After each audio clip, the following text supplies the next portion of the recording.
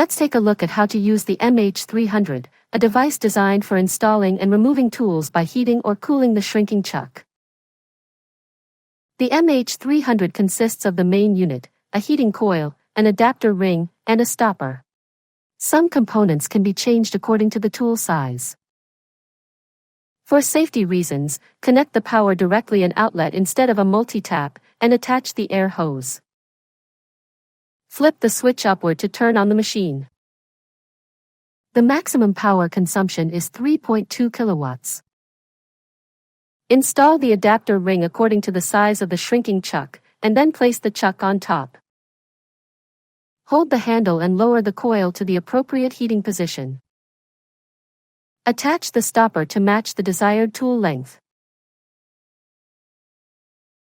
From the interface, select the tool diameter.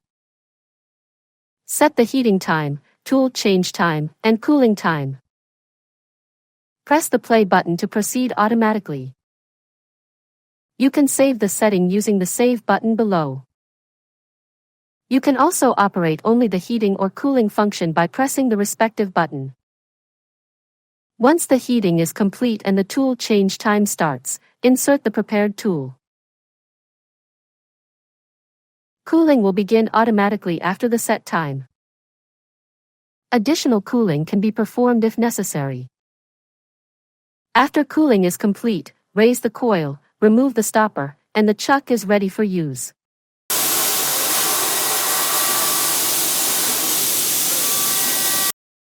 Now let's look at how to remove the tool.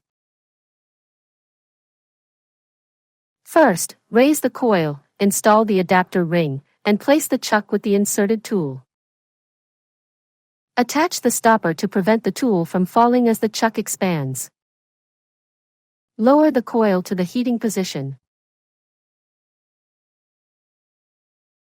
Select the tool diameter from the interface. Set or confirm the heating, tool change, and cooling time, then start the process. Once the heating is done, remove the tool and place it in the tool storage. Be cautious of burns.